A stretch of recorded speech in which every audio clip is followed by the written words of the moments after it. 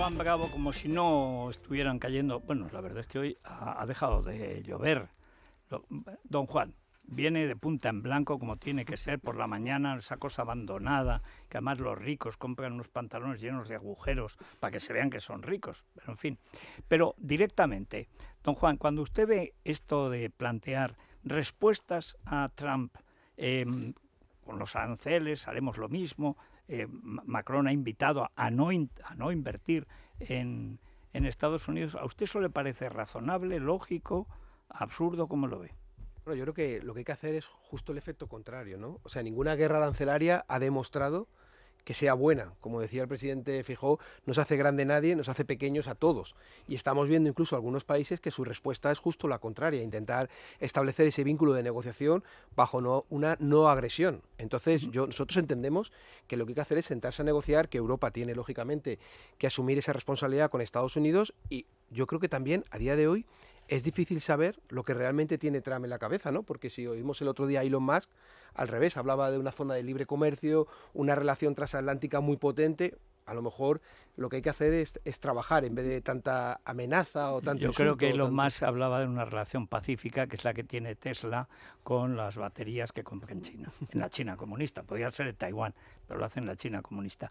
Pero ¿por qué nadie dice que lo que hay que hacer es bajar los impuestos dentro de los países de la Unión Europea, que es una de las cosas que más cargan? Según el Fondo Monetario Internacional, está un 44% más cara. Cualquier mercancía que se intercambia entre miembros de la Unión Europea, nuestro principal socio comercial es Francia, no es Estados Unidos, ni China, ni lo serán nunca. ¿Por qué, en cambio, tienen un peso terrible que impide también la exportación a Estados Unidos, el peso fiscal que arrastran las empresas europeas? ¿Por qué nadie dice vamos a bajar el gasto público? Ese infierno fiscal que tenemos en España, Federico, en el último año, el 2024, si comparamos con el año 2018, se ha recaudado entre impuestos y cotizaciones sociales 140.000 millones de euros más de impuestos. Solamente en los 2 primeros meses que llevamos del año, enero y febrero, se han recaudado 6.000 millones más que en enero y febrero del año 2024, o sea, no para de crecer. Y pongamos algún ejemplo, solamente este impuesto que se ha puesto en los puertos europeos por el tema de carbono, significa que la gente, cualquiera, está yéndose a dónde, a un puerto europeo o al de enfrente, al de Tánger-Med. Es decir, Claro. nosotros mismos estamos expulsando nuestra capacidad de actividad económica cuando deberíamos, como bien dice, ser competitivos. Y la clave no es exigirle más dinero o más impuestos a los que están, es conseguir ampliar las bases imponibles. Si en vez de una facturación de 100 hay una facturación de 1.000, pidiendo menos impuestos, Pues claro. rebajando, podemos recaudar mucho más. ¿Por qué? Una cuestión, os cedo también la pregunta, por la ventaja de Juan Bravo es que se le entiende y eso. Pero hay una cuestión, digamos, muy de fondo. Ha hablado del carbono. Es uno de los mitos absurdos que están triturando la competitividad europea. Si España, no, toda Europa, representa el 9% más o menos de la producción, digamos que podría perjudicar al medio ambiente, etcétera, el 9%, dado que ni Asia, ni África, ni casi toda América, ni ningún país, vamos, ni la India, que se ha negado taxativamente, cumplen esto de que hay que salvar el planeta y están en el planeta, que yo sepa, todos ellos, Asia, África, están en el planeta. ¿De qué sirve medir el carbono, ni que fuera el carbono 14? Primero es mentira, pero luego es tan ruinoso y tan absurdo, porque si el 91% del planeta te dice que no van a ir por ese camino, ¿por qué nos estamos suicidando? Sobre todo porque además las empresas ya tienen conciencia y hacen enormes esfuerzos, o sea, sin Sí, necesidad de imponerlo. Y luego, fijaros, en Europa teníamos un objetivo en materia de vehículo eléctrico. sí. Iba a llevar a sanciones de más de 15.000 millones a las empresas europeas que fabricaban en Europa. Un tiro nosotros mismos en el pie a nosotros mismos. Ha habido que quitar esas sanciones, suspenderla, porque somos incapaces de cumplir. Entonces, oye, intentemos mejorar, que todo el mundo está de acuerdo, pero no nos pongamos mayores restricciones nosotros de las que hay en el entorno, porque cada vez que nos ponemos más restricciones nos hacemos menos competitivos. Nos hacemos restricciones medioambientales, nos hacemos restricciones presupuestarias, hacemos restricciones en impuestos. Al final, lo que decía el Fondo Monetario Internacional, nos dice, oye, el 44% en bienes y el 100% de En arancel en servicio. servicios. Sí. Lo que tenemos que ver es cómo somos más competitivos para poder competir internamente, pero sobre todo también poder competir Otro fuera. mito, el coche eléctrico. Pero ¿por qué el coche eléctrico? La gente ha dejado de comprar coches eléctricos, son más caros, la combustión ahora en los coches diésel y gasolina es infinitamente menos gravosa para el medio ambiente y vuelvo a lo mismo, somos el 9% de la producción industrial del mundo, no tenemos ninguna capacidad ni para bien ni para mal. El otro día vi que un banco sigue haciendo lo de la huella de carbono y me decía que lo llevaba además una parte, un banco que es una de las muchas empresas que tiene. Dice, no me digas, ya sé que lo de la huella de carbono es una broma. Digo, hombre, tan broma como que un tío de Orihuela del Tremedal, la huella es distinta a la de un tío de Shanghái. O sea, ¿qué pasa con la huella de carbono? Dice, pues mira, que nos lo pusieron en Europa por no sé qué, y entonces si haces eso, ya entras dentro de los ODS, el Objetivo de Desarrollo Sostenible. Digo, lo de Begoña. Dice exactamente eso, lo de Begoña. Digo, o sea, que todo es una estafa de charlatanes. Uy, te quedas corto. Es que es verdad, llevamos así 10 años machacando la competitividad europea. Nadie cree que sea verdad, no, aparte de ruinoso, que podría ser verdad, pero es que no es verdad. Total. Yo no sé que por qué los políticos no hacen frente a Greta Thunberg, que sigue siendo la que manda aquí. Pero con lo del vehículo eléctrico es el ejemplo claro. Decimos, los coches de combustión nuevos contaminan infinitamente menos que un coche con 14 años. Pues resulta que la edad media del parque móvil en España cada vez es superior. Entonces dices, oye, haz un mix. Si nadie dice que no apuestes por distintas tecnologías, pero no machaques la que tú tienes mayor capacidad. Y sobre todo, lo que tendremos que incentivar en el plan MOVES no solamente un vehículo eléctrico. ¿Por qué no vamos a ayudar en ese de combustión que permite cambiar un coche de 14 años con todo lo que contamina a uno nuevo o con poco tiempo que contamina infinitamente menos? Eso, recuerden, lo planteó Feijóo y parecía que estaba diciendo una barbaridad. Oiga, no, la edad del parque móvil en España cada día aumenta, por lo tanto nuestras emisiones cada día aumentan, con lo cual estamos yendo en contra de lo que supuestamente ellos defienden con sus políticas. Ya hay una última cosa que me dejó bastante sorprendido, porque el otro día también Asia Putin, o sea, la buena, Alesia digo Asia, estoy yo es que estoy con lo de Pekín, me tiene negro, qué ruina nos traerá de Asia. Dice, vamos a ver, en el biocombustible se está avanzando tan deprisa, sin tener muchos fondos de investigación. Claro, lo que pasa es que si el biocombustible funciona, por supuesto, todo este rollo de los eléctricos, los biosostenibles y tal, se va a freír espárragos, dice, y tecnológicamente ya está, falta por crear, digamos, la rama industrial que lo produzca. Y para España sería un alivio tremendo, porque nosotros no tenemos fuentes de energía. Totalmente, pero además pensemos que ese biocombustible, además de ser neutro, con lo cual vamos hacia el objetivo, nos ayuda a eliminar un grave problema que tenemos de residuos. Claro. Residuos del campo, de residuos... Hablemos de Almería, el plástico. Sí. O sea, es transformar un problema en una solución.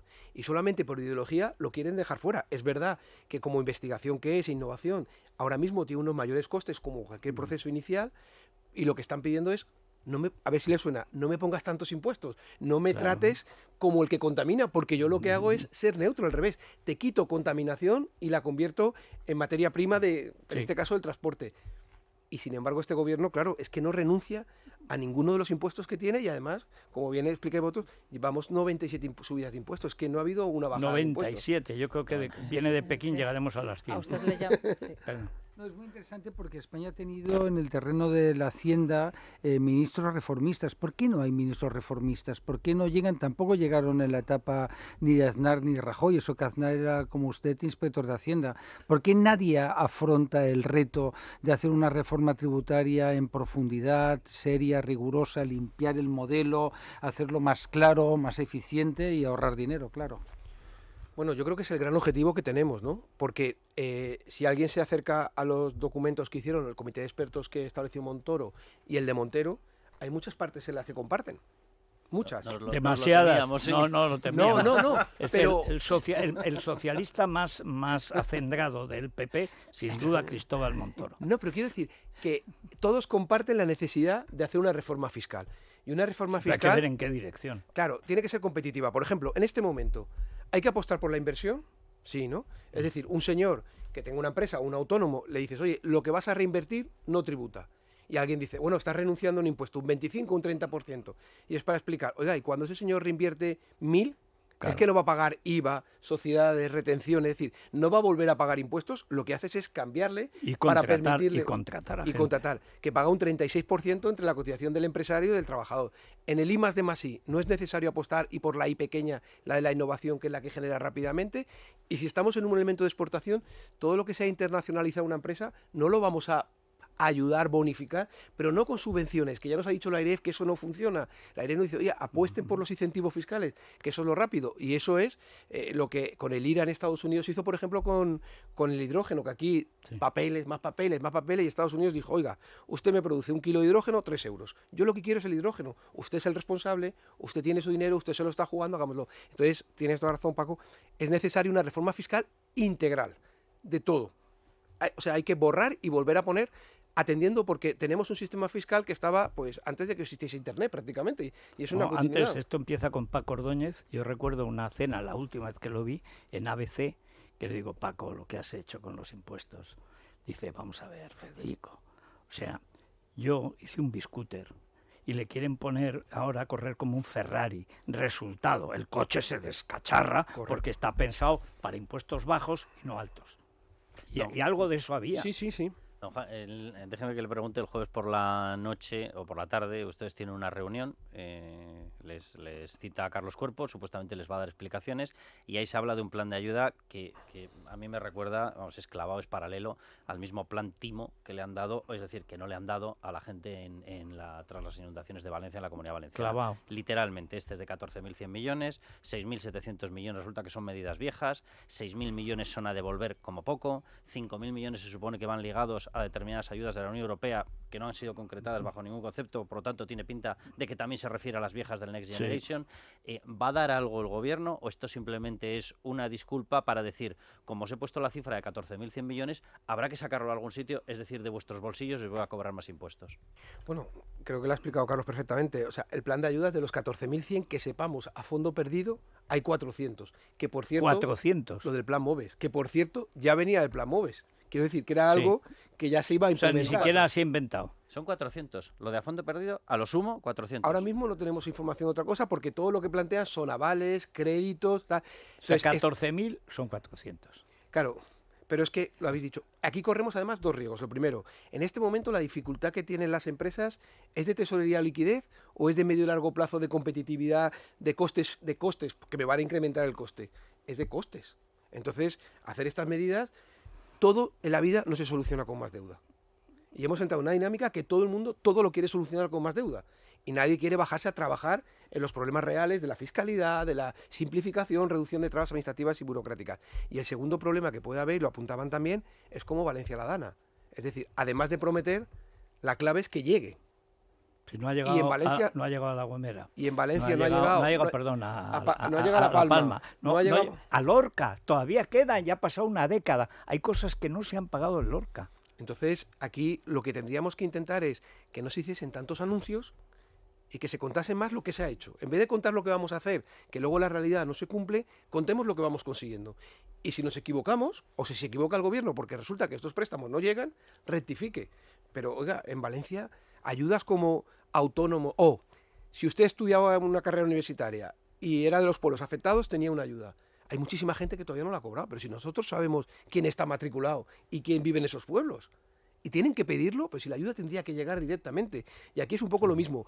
Cuidado a que la respuesta a Estados Unidos al tema arancelario vaya del gobierno hacia las empresas. Tiene que ser al revés, ¿eh? Tienen que ser de las empresas y nosotros ser los que transformemos lo que nos dicen en respuestas, pero no intentando nosotros inventar nada, porque cuando inventa la parte política no da respuestas a las empresas. Usted hablaba el pasado viernes de política de Estado. Hoy en algún comentario editorial de algún vehículo del Gobierno, me refiero al diario El País, habla de unidad de acción. Sin embargo, el propio Gobierno está ejerciendo o impulsando una especie de cordón sanitario en torno a Vox. ¿Cómo plantean ustedes las relaciones con sus socios ya de gobierno, incluso presupuestarios en algunas comunidades autónomas, como es Vox, cuando Vox claramente está defendiendo una política trampista?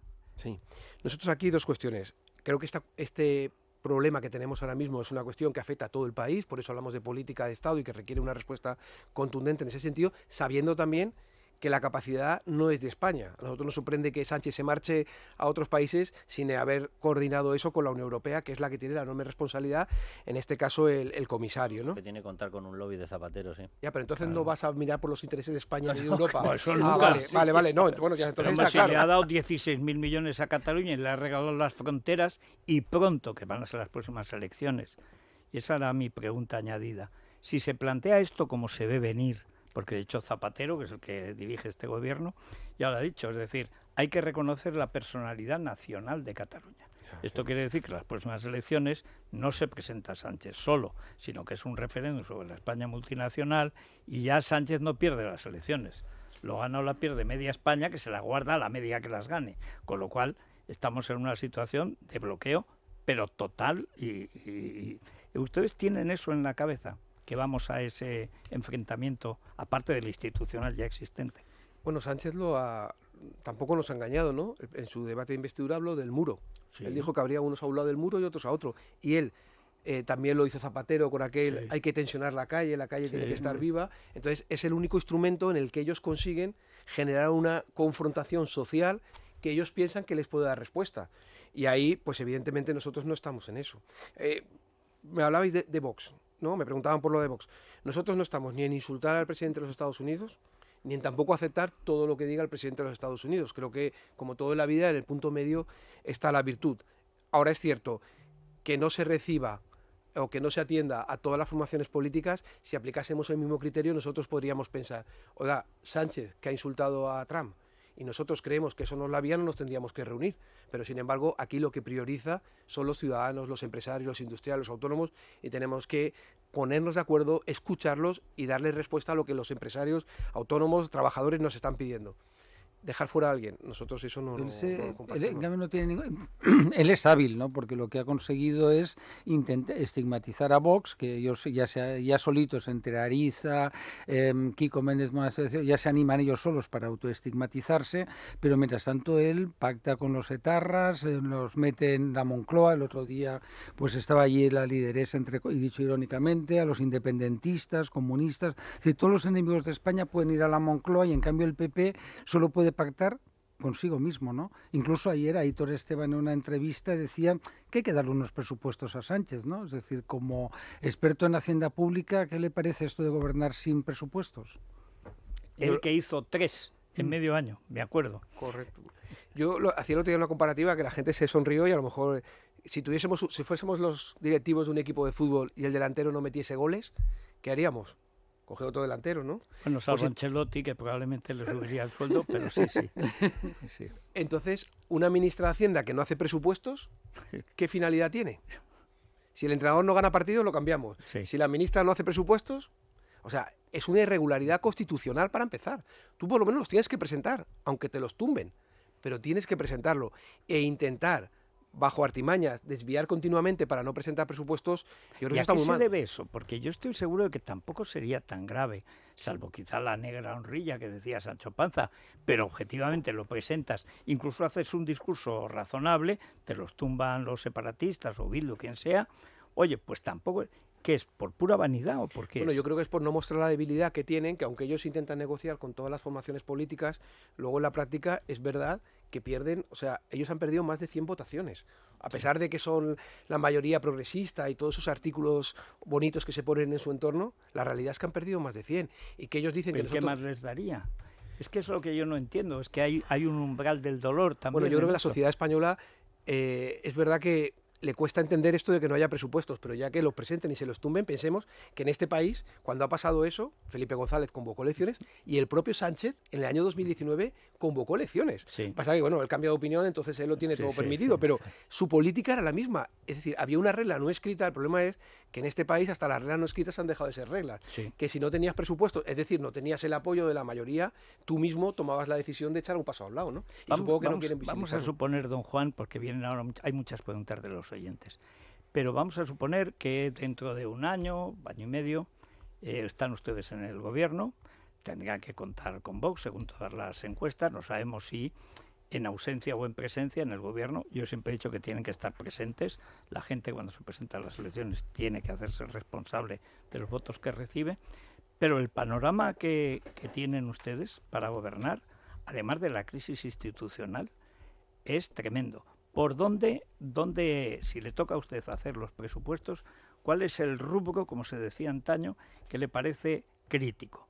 El de sanidad, la propia deuda pública, las inversiones, la presencia del gobierno, por ejemplo, en las empresas del IBEX, que es una relativa novedad. Hay que recordar que Felipe González empezó la privatización de Telefónica con Cándido Velázquez y además con Polanco al lado. Es decir, que no es que lo empezó Aznar, eso había empezado ya. ¿Por dónde, digamos, apuntarían ustedes como un primer movimiento o los primeros movimientos estratégicos? Bueno, lo primero sería, lógicamente, tener presupuesto. Yo creo que ya con eso estarías ganando algo de crédito cara a la sociedad. Habría que contar a la gente la verdad de cómo están. Es decir, la deuda, Sí. uno de los elementos por los que la gente dice que Trump está haciendo todo esto también es para poder financiar su deuda, Sí. que un 32% de su deuda la tiene que renegociar y no tiene esa capacidad con esos 8 trillones. Sí. En España, Sánchez nos ha metido casi 450.000 millones solamente en su legislatura. Es decir, todo lo ha arreglado con deuda. No ha pagado nada, todo lo ha dejado de ver, con lo cual eso hay que explicarlo. Luego hablamos mucho de pensiones, pero hay que pensar en sanidad y en dependencia, porque vamos a ser una población más mayor y la sanidad y la dependencia que pagan las comunidades autónomas va a ser un enorme reto. Tenemos un problema de competitividad y de productividad y tendríamos que afrontarlo. Y creo que el presupuesto y las políticas que adoptemos son las necesarias. Cuando hablamos de políticas, hablamos de un nuevo sistema fiscal, con una fiscalidad mucho más competitiva y productiva, orientado todo a ser más productivos y más competitivos. Hay que hacer un análisis de la administración pública, es decir, las nuevas tecnologías nos permiten reorientar recursos que ahora mismo están ociosos hacia, por ejemplo, sanidad o dependencia que van a hacer falta. Reducir el gasto, yo creo que el gasto político superfluo es necesario. Vemos continuamente invasión de empresas, coger el dinero de todos ustedes, 2.300 millones para invadir una empresa para interés particular. Vemos cómo por poner al frente de personas, por ser amigas de Sánchez, se pierden en empresas públicas 1.000 millones de euros, por ejemplo. Vemos cómo tienen la estructura más grande o, por desgracia, algo que parecía impensable y nos sonaba a países de otros sitios, tenemos gente que no va a trabajar a su puesto de trabajo. Eso hay que cortarlo radical. No sé si llamarlo presupuesto base cero, que está muy demonizado, pero sí análisis partida por partida para eso. Luego tenemos los fondos europeos que se ejecuten. Ya no digo ni más ni menos, que se ejecuten. Eso fue una de las claves en Andalucía con Juanma Moreno, que pasamos de no tener nada prácticamente ejecutado a ejecutar. Entonces es dinero que te viene de fuera que tú puedes aplicar. Luego hay que orientar la productividad, la competitividad, la industria, la formación. Nos está diciendo el Banco de España que la formación no está ligada con el empleo. Y luego el empleo, que aquí digamos que vamos muy bien, llevamos muchos meses siendo los peores, ya años, siendo los peores en desempleo general, desempleo femenino y desempleo juvenil. A alguien nos tendría que doler algo. Y por otro lado, hablas con las empresas y hay casi 1 millón de puestos de trabajo que no se cubren. Entonces, fíjese, yo de todas formas creo que ante estas dificultades son oportunidades y somos capaces de hacerlo. Ahora, es verdad que hay que hacer mucho menos titulares y hay que hacer mucho más trabajo. ¿Cómo se concilia el hecho de tener que hacer oposición ante un gobierno que está plagado de corrupción, tanto dentro como fuera, a nivel familiar, a nivel político, y al mismo tiempo ser conciliador o querer hacer esa política de Estado con el reto que tenemos ahora mismo arancelario, y luego que supone la entrada de Carlos Cuerpo en el gobierno, ahora mismo siendo un hombre del que todo el mundo habla bien en cuanto a la formación, la preparación que tiene? No se limpia con el mantel, es decir, que es una persona que supondría, da la sensación de que el presidente del gobierno siempre tiene como una tercera o cuarta oportunidad, ¿no? Es como si estuviese asistido por varias bombonas de oxígeno, ¿no? Y fuese recurriendo a ellas, ¿no? Bueno, nosotros, yo creo que la gente ya cada vez mira menos a Sánchez, así lo dicen las encuestas, y mira más al Partido Popular. Entonces lo importante es qué transmitimos nosotros.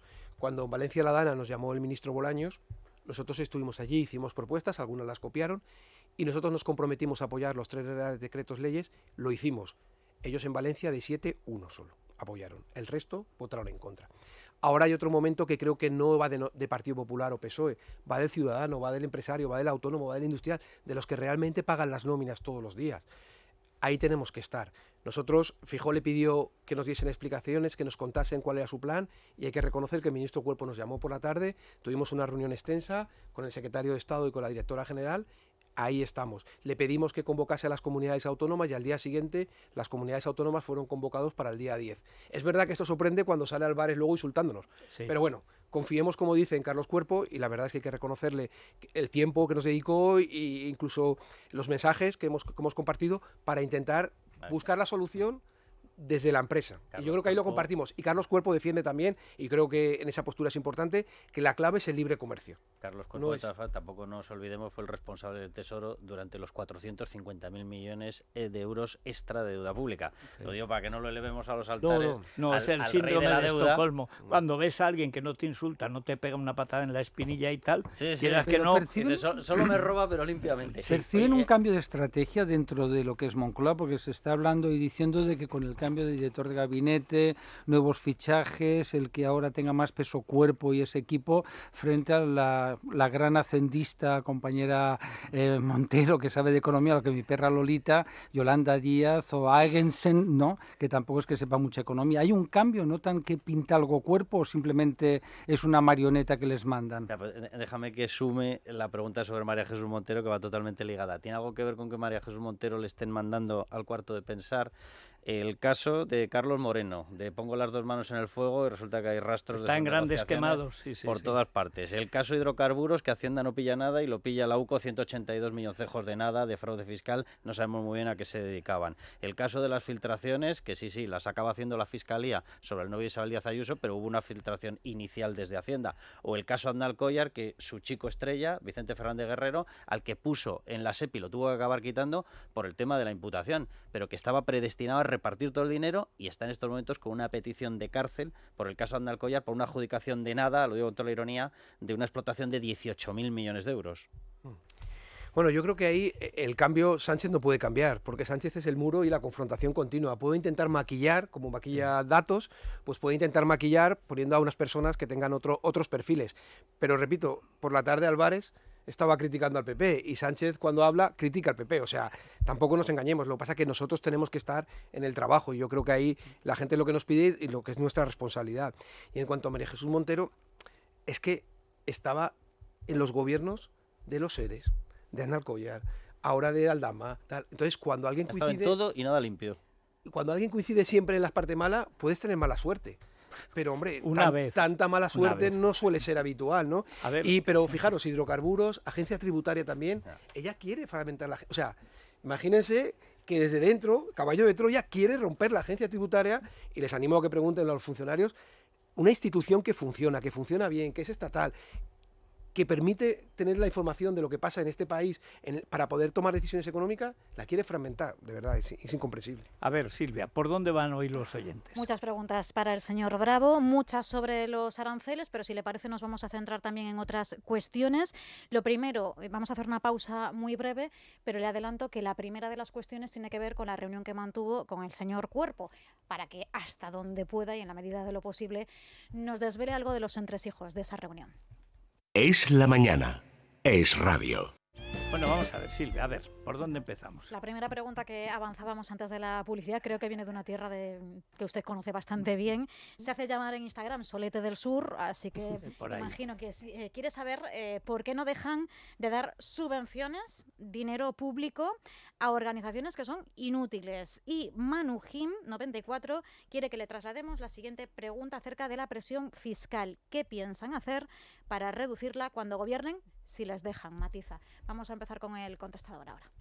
Cuando usted se reúne con el ministro Cuerpo para hablar sobre la nueva política de aranceles, que van a hacer todo lo que está pasando con Trump, aparte de mirar con lupa cualquier cosa que pongan en un papel, ¿siguen ustedes redactar con ellos esta nueva política de aranceles, esta nueva política económica? ¿Cuál es la postura del Partido Popular sobre la energía nuclear en España? Ya que ahora parece que el gobierno de Pedro Sánchez quiere cerrar las centrales nucleares que abastecen a Madrid, pero no quiere cerrar las que abastecen a Cataluña. Y si es partidario de una prórroga de al menos 10 años en la vida de las centrales. Señor Bravo, ¿cómo es posible que las ayudas para los damnificados de la Dana estén condicionadas a la aprobación de los presupuestos y los 2.000 millones para defensa y 16.000 millones para Cataluña no pasen por el Congreso? ¿De verdad que no hay ninguna herramienta parlamentaria que obligue a que esas partidas se tengan que aprobar en el Congreso? Pregunta muy simple para Juan Bravo. Si el PP llega al poder, ¿va a revertir los 80 subidas de impuestos que nos ha organizado el señor Pedro Sánchez, que nos encarece la vida y disminuye nuestros ingresos? En el contexto que vivimos actualmente nacional y mundial, ¿cuáles serían sus sus primeras 3 medidas extraordinarias si en el hipotético caso de que mañana fuese su primer día como ministro de Economía? Y la misma pregunta, pero en el hipotético caso de que fuese ministro de Hacienda.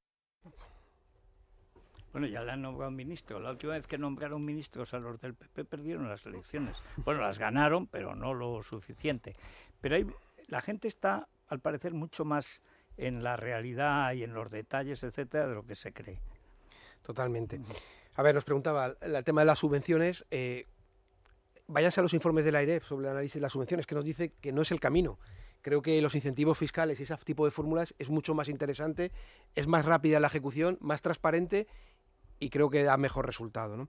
En cuanto a la presión fiscal, que han preguntado por varios, decíamos, son 97 subidas de impuestos, 140.000 millones más desde que gobierna el PSOE, 6.000 millones más en los 2 primeros meses. Es decir, ¿esto hasta dónde? Nosotros entendemos que hay que devolver parte de ese dinero mediante un sistema fiscal nuevo a las familias, a los empresarios autónomos, pero además bien orientado, oye, tenemos necesidades en natalidad, tenemos necesidades en I+D+I, tenemos necesidades en inversión, o sea, que está muy claro lo que este país necesita y lo que hay que potenciar y ayudar para que la gente pueda. Y hemos visto que el gobierno hace justo lo contrario y si no, al salario mínimo me voy, ¿no? En cuanto a la política de aranceles, lo que tuvimos en la reunión fue simplemente contarnos lo que Sánchez había contado por la mañana, los 14.100, y la pregunta clave es cuánto era fondo perdido. La respuesta fueron 400 del plan MOVES, ¿no?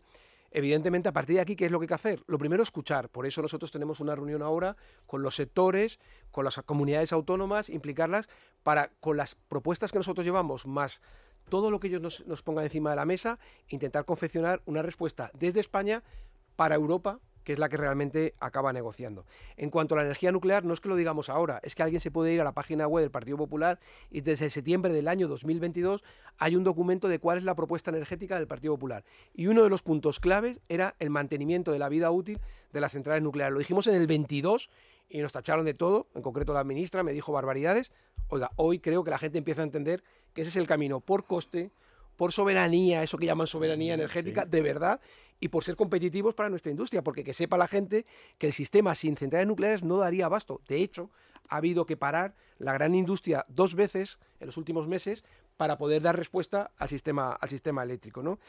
En cuanto a las ayudas de la DANA, me hablaba, oiga, es que esas son las trampas que hace este gobierno, que se ha instaurado en hacer trampas continuas para justificar por qué no da dinero en las ayudas a Valencia y, sin embargo, sí que encuentra atajos en defensa. De hecho, en el año 2023, en el presupuesto, ya preveía en un artículo una posibilidad para intentar hacer todo esto. Supongo que ya alguno pensaba que a lo mejor en el año 2024 podía no haber presupuestos, pero tampoco les quiero engañar que las figuras jurídicas que tenemos son complicadas. Lo que hay que hacer es ir a elecciones, ganar las elecciones, cambiar el sistema para poder demostrar que existe otra forma de gobernar. Esa es la mejor respuesta. Pero preguntaba una de las personas que yo creo que atinaba muy bien, decía, ¿hasta dónde van a bajar esa presión fiscal? Que bueno, a mí lo de presión fiscal, ¿hasta dónde van a bajar los impuestos efectivamente de cada persona? Que lo que importa es el esfuerzo tributario individual, no la porquería esta de indicador que se han inventado de la presión fiscal, en la que te mete toda la gente que está parada, claro, te computa como contribuyente, pero sin pagar demasiado, con lo cual te anula el dato. ¿Hasta dónde lo van a bajar? Porque este gobierno ha hecho otra trampa, y es que nominalmente ha convertido en gasto muy sensible electoralmente partidas destinadas a sanidad, partidas destinadas a educación, etcétera, que las denomina sanidad y educación y no son ni para hospitales, ni son para aligerar las listas de espera, ni son para mejores profesores, no. Son para meter enchufados en una maquinaria que cada día es más torpe y más obsoleta. Pero eso significa que ustedes van a tener que hacer una campaña de divulgación y de explicación de que hay que recortar de todas partes, porque claro que necesitamos para natalidad y para no sé qué, pero sobre todo necesitamos para que cada uno pueda manejar libremente su dinero, porque nos han quitado poder adquisitivo por todas partes. Desde que llegó este señor, Pedro Sánchez, solamente en la primera legislatura, 6,6 puntos de pérdida de poder de compra real. Entonces, ahí va a haber que lanzar una campaña importante de explicarlo todo y hasta dónde va a llegar esa rebaja, porque van a pasar determinados trámites, lógicamente, de ataque suyo populista, de decir que están recortando la sanidad, que están recortando la educación. Pues mira, la parte del IRPF tenemos claro, por ejemplo, hablábamos de la deflactación. O sea, no lo decimos nosotros, ya cualquier organismo dice que una parte importante de la recaudación es por la inflación, es decir, me han subido el sueldo pero no mi poder adquisitivo. Sin embargo, los impuestos me han subido por encima de lo que venía pagando. Con lo cual yo he perdido, porque es muy difícil que con la subida de sueldo me hayan equiparado a la inflación y encima los impuestos, con lo cual he perdido 2 veces. Por inflación, que es el impuesto como llaman de los pobres, y por la subida de impuestos, aunque María Jesús diga que no. Entonces, ¿Tenemos que mejorar el consumo privado, por ejemplo? Sí, lo dice el propio Banco de España, que gran parte del crecimiento de este país se debe al consumo público. Y lo que tenemos que recuperar es que la gente tenga capacidad. Claro, esto dicho así, cualquiera me puede decir, bueno, pero eso siempre lo decís. Andalucía, ¿hemos abandonado el infierno fiscal? Sí. ¿Se han bajado los impuestos a todo el mundo? Sí. Y vamos a la segunda parte. ¿Han recortado el gasto político superfluo? Sí. ¿Y qué ha pasado, por ejemplo, con sanidad? Cuando Juanma Moreno llegó, el presupuesto en sanidad eran 8.500 millones. El último presupuesto de sanidad son 15.000.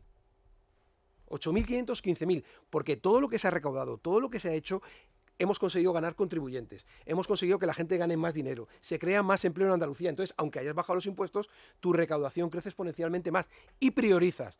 ¿Qué es lo que hay que hacer? Sanidad, educación, ese tipo de medidas, hagámoslas y prioricemos. Ahora, hemos quitado muchos gastos, evidentemente. Hemos apagado las luces, como hablábamos muchas veces, evidentemente. Y a nivel nacional, 2 datos solamente. 2.300 millones Telefónica, 1.000 millones pérdidas en una empresa pública. Nosotros aquí en el Estado también hay bienes que serían interesantes para el sector privado. En Andalucía lo hicimos. Devolvimos al sector privado bienes que estaban abandonados para convertirlos en actividad. Entonces yo creo que ese tipo de cuestiones son las que tenemos que hacer. Y esa rebaja fiscal tiene que ser importante. Desde la vía de los impuestos y también del impuesto al trabajo, que es la cotización social.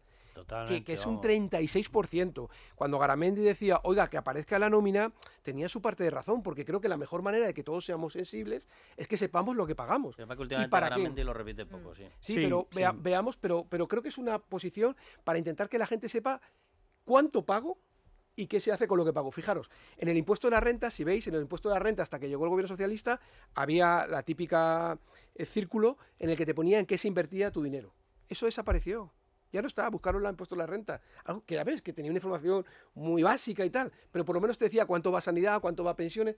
Eso es. Ahora lo hace manuscrito Coldo. Sí. Serían tres iniciativas como ministro de Hacienda, 3 como de Economía. Pero rápido, sí. De ministro de Hacienda, hacer presupuesto base cero, es decir, trabajar el gasto. Y en tercer lugar, la administración. Yo creo que es importante que reformemos y hagamos una administración del siglo XXI, porque tenemos grandes funcionarios, pero hay que darle los instrumentos para que lo puedan hacer. Y como ministro de Economía, y yo estoy más limitado, lo primero es competitividad y productividad, yo creo. El I+D+I, para mí la innovación es un elemento fundamental, y vinculado a eso, aunque no es puramente de economía, pero es la economía, la formación, las universidades, la formación profesional, las acreditaciones, el escuchar al sector privado y trabajar conjuntamente. Muchísimas gracias por estar con nosotros. Como se le entiende cuando habla, cosa que no siempre me pasa con su grupo parlamentario, que a veces no entiendo lo que dicen y a veces no entiendo por qué están ahí, pero usted se le entiende, se sabe lo que es capaz de hacer. A ver si hacen más oposición, o sea, mucho más. O sea, no solamente la letra, la música. La música también. Pero bueno, muchas gracias.